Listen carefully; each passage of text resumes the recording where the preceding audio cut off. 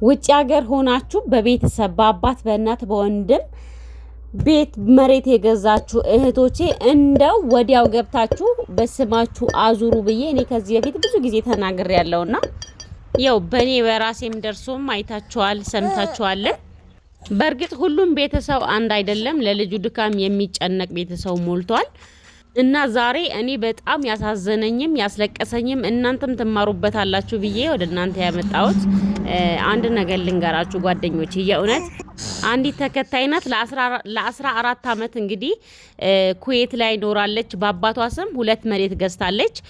አንዱ ካርታ ያለው ሳይት ፕላን ያለው ሁሉ ነገር ያለቀለት፣ አንዱ ደግሞ የጨረቃ ቤት ነውና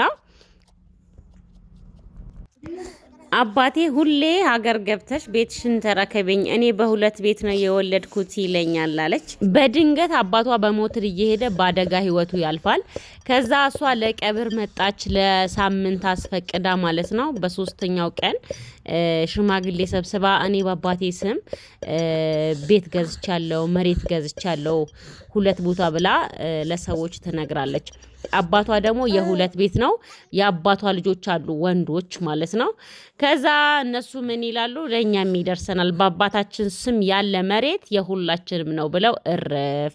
ልጅቷ ልትነቀል ልታብድ አልኳችሁ። ከዛ መሬቱ ሲገዛ የነበሩ ከሰውየው ጋር የነበሩ ምስክሮች እንግዲህ መሬት የሷ ነው በሱ ይገዛ እንጂ ብር ልካ የገዛችው እሷ ናት ብለው ቢመሰክሩም እንግዲህ በስሙ እስካለ ድረስ ህግም ያካፍላቸዋል። ይሄ ምንም ማድረግ አይቻልም። እና ለዚህ ነው መሬት ከገዛችሁ ቤት ከገዛችሁ በኋላ ቶሎ ብላችሁ መታችሁ በስማችሁ አዙሩ የምላችሁ እህቶቼ። እናንተ መምጣት ባትችሉ እንኳን ውክልና ሰጥታችሁ በስማችሁ ማዞር ትችላላችሁ። 14 አመት ስደት ላይ ሆና የገዛችውን ቤት ወንድሞቿ ለኛም ይደርሰናል እኛም እንካፈላለን ሲሉ እንግዲህ ምን እንደሚሰማት ምን እንደምትሆን መገመት አያቅትም መቼስ። በስተመጨረሻም እንግዲህ በሽምግልና ይታይ ተብሎ ለቅሶ የሚውጣ በሽምግልና ይታይ ተብሎ እሷ ተመልሳ አሁንም ወደ ስደት፣ ያኛው የጨረቃው ቤት ተሰጣት። ያኛው ግን እስካሁን በክርክርና በክስ ላይ ናቸው። እሷ ለዚህ ሁሉ አመት ደም ተፍታ ላቧን ጠብ አድርጋ የገዛችው ቦታ መላ ቤተሰብ ሊካፈል ማለት ነው።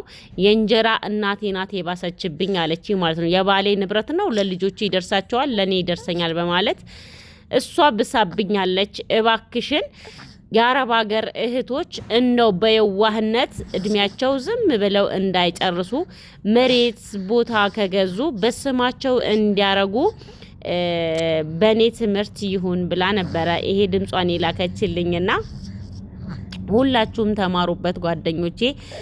በእርግጥ ሁሉም ቤተሰብ አንድ አይደለም ብያችኋለሁ። ቢሆንም ግን እናንተ የስደት ድካማችሁ ይሄ እኮ 14 አመት ማለት እንግዲህ በትንሹ 5 ልጅ የምትወልድበት ጊዜ ነው። እሷ በማረፊያችሁ በመጠለያችሁ እንዳታሾፉ ብዬ ነው እኔ የምመክራችሁና